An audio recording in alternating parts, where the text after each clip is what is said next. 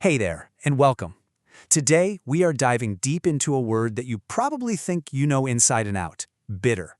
But, as you're about to see, this simple word has a surprisingly complicated and honestly fascinating life. I mean, think about it for a second.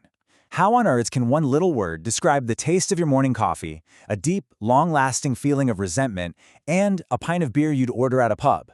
It seems kind of weird, right? Well, that's exactly the puzzle we're going to piece together today. All right, so first up, let's look at the way we use bitter most of the time, as an adjective. This is its day job, describing how things taste and how people feel. So this is the big one, the first meaning we all learn. It's that physical taste, right? That sharp, sometimes kind of unpleasant tang you get from black coffee, or tonic water, or even some dark chocolate. It's one of those fundamental tastes. Oh man, this example is just perfect, isn't it? You can practically hear a little kid saying this, making that scrunched up face. It's that immediate, gut reaction that we all totally get. Okay, and here's where it starts to get more interesting. The word, literally, jumps from our taste buds to our emotions. A bitter person isn't just mad right now. No, this is about holding on to anger, letting it sit and stew for a long, long time. This really drives the point home. It's not about an argument from yesterday. We're talking about something from a year ago that still hurts. That's the core of what emotional bitterness really is. It's an anger that has deep roots. And the word's power doesn't stop with people. It can also describe an entire situation, or even something like the weather, when it's just harsh and really, really tough to get through. You can just feel this phrase, can't you?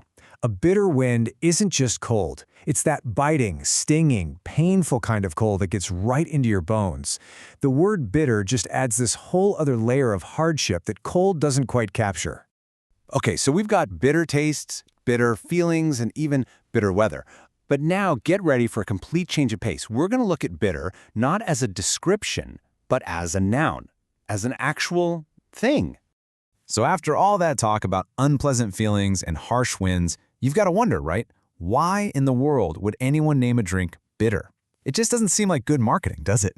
And here's the answer. In a lot of places, especially in the UK, bitter is a super popular type of beer, and it gets its name from the hops they use to brew it, which give it that distinct, you guessed it, bitter flavor. And this is exactly how you'd hear it used in the wild. In this context, the word completely sheds all that negative emotional baggage. It's just a simple name for a drink. It's a fantastic reminder that a word's meaning depends entirely on how you use it.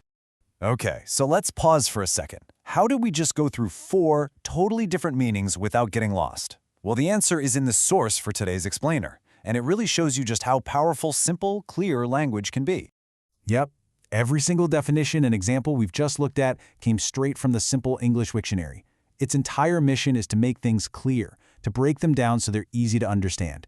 And we just experienced that firsthand. Now look at this number, 73. What is that? That's how many different languages this one simple entry for bitter has been translated into.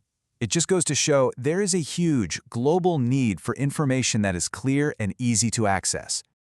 And this pretty much sums up the whole philosophy. It's not about dumbing things down, not at all.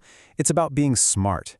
It's about using basic words to define terms, taking complex ideas and making them clear, and ultimately just helping people learn and understand. And this is really the big takeaway. We started with the word we all thought we knew, bitter, and we found out it can be a taste, a grudge, a wind, and a beer. It just proves that sometimes the most basic parts of our language are actually the richest. Which leaves us with one last thing to think about. Now that we've uncovered the secret lives of bitter, what other everyday words are out there just waiting to surprise us? It's a good reason to stay curious about the language we use every single day.